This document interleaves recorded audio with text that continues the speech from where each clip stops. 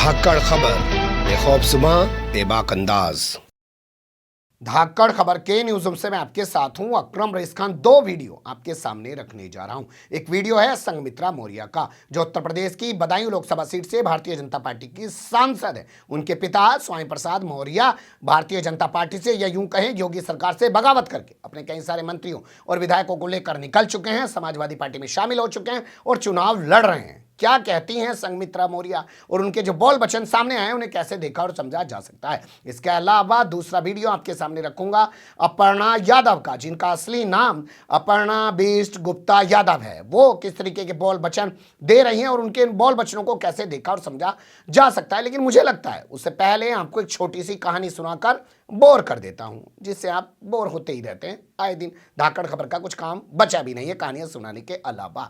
1948 में जब राष्ट्रपिता महात्मा गांधी की हत्या कर दी गई तो संघियों से लोग नफरत करने लगे। उन्हें अपने पास बिठाना तो दूर, उनको राह चलते देखना भी लोग पसंद नहीं करते थे। इसके बाद संघियों ने एक आइडिया निकाला, मुंह बंद करके खामोश हो गए और घुस गए जाके कांग्रेस में रहकर धीरे धीरे कांग्रेस को खोखला करते रहे। और जब कांग्रेस खोखली हो गई और भारतीय जनता पार्टी मजबूत हो गई तो वहां से निकल के उन्होंने भारतीय जनता पार्टी को मजबूत करना शुरू कर दिया। और आज वो तमाम लोग जो कांग्रेस ही हुआ करते थे पुराने, भाजपाई बने हुए हैं और उनसे बड़ा भगवाधारी कोई नहीं है। जैसे आप देखिए वो हेमंत बिस्वा शर्मा, जो असम का मुख्यमंत्री हुआ करता है, किस तरीके की बेशर्मी, बेहयाई, बेगैरती का सबूत दे रहा है और फिर भी सत्ता पे बैठा हुआ है, पुराना कांग्रेसी हुआ करता है। इसके अलावा एक लंबी फहरिस्त है, मैं किसी के पर्सनल उस पर नहीं जाना चाहता। कुल मिला के ये कि जब इन्हें लगा कि अब हम कांग्रेस में जाके वहाँ महफूज रह सकते हैं तो वहाँ बने रहे, और जब उनको खोखला कर दिया तो निकल के भाजपा में आ गए। क्या ऐसा ही कुछ अपर्णा यादव ने भी किया है? वरना अपर्णा यादव की अपनी व्यक्तिगत रूप से या पारिवारिक रूप से क्या हैसियत है, क्या औकात है,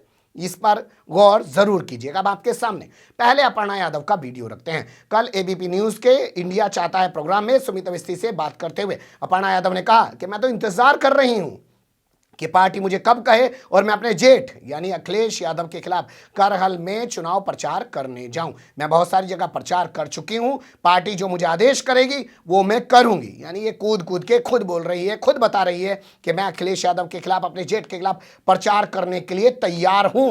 इनकार नहीं कर रही है। पहले सुन लीजिए जी। तो आपको प्रचार करने में अपने परिजनों के खिलाफ गुरेज नहीं है, आप कर सकती हैं। देखिए अब मैं भारतीय जनता पार्टी में हूँ और परिवार एक अलग विषय है, और परिवार और राजनीति दो चीज़ों को आपस में हम ना मिलाएं तो वो ज़्यादा अच्छा होगा।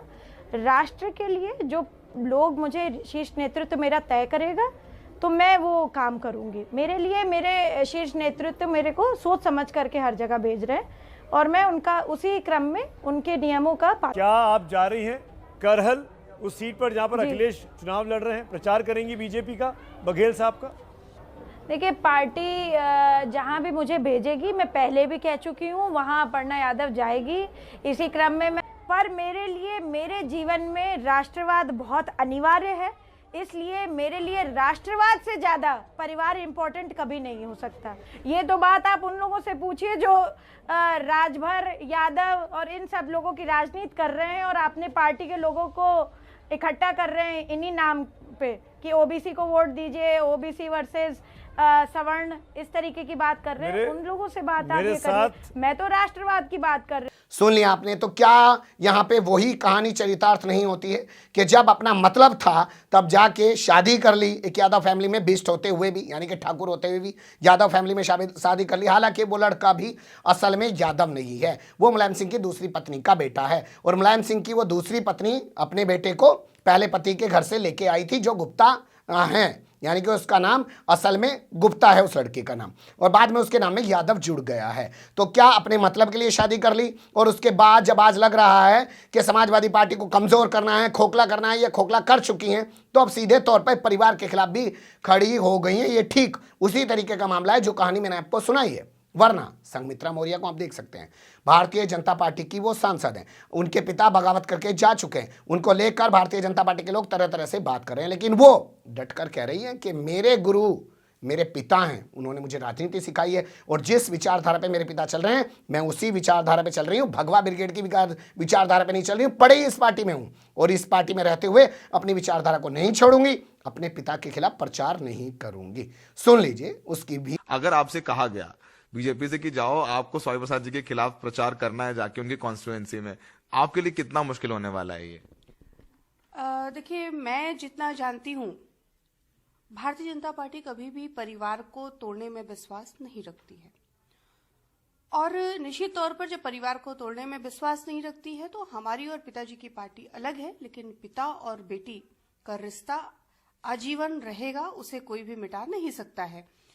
तो उस लहजे से अगर हम देखें तो भारतीय जनता पार्टी का शीर्ष नेतृत्व हमें ये कभी नहीं कहेगा कि आप पिताजी के खिलाफ जाकर के उनके क्षेत्र में आप वोट मांगिए, और अगर ऐसी स्थिति आती है तो निश्चित तौर पर हम शीर्ष नेतृत्व को सीधे सीधे इनकार करेंगे कि पिताजी के क्षेत्र के अलावा आप मुझे प्रदेश में जहां भी भेजेंगे मैं वहां पर भारतीय जनता पार्टी के लिए काम भी करूंगी, वोट भी मांगूंगी, लेकिन पिताजी के सामने मैं नहीं जा सकती।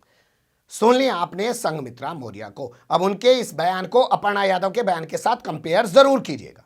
ये भाजपा में है, लेकिन आज भी कह रही हैं मेरे आदर्श मेरे पिता हैं, राजनीति अलग है और मेरा परिवार अलग है। मैं ऐसा नहीं है कि आज भाजपा में बैठी हूं तो अपने परिवार के खिलाफ कुछ भी बोलने लग जाऊंगी या प्रचार करने लग जाऊंगी। लेकिन ये अपर्णा यादव जो कुछ थी नहीं पहले भी, आज भी कुछ नहीं है, भाजपा में जरूर चली गई है, वो सीधे तौर पर अपने उस परिवार को जिसने उसे बहू बनाया, इज्जत दी, सम्मान दिया, सब कुछ दिया, चुनाव लड़वाया कैंट से, वो आज उसी के खिलाफ भाजपा के कहने पर इंतजार करिए, बल्कि खुद ही कह रही है, प्रचार तक करने के लिए तैयार है।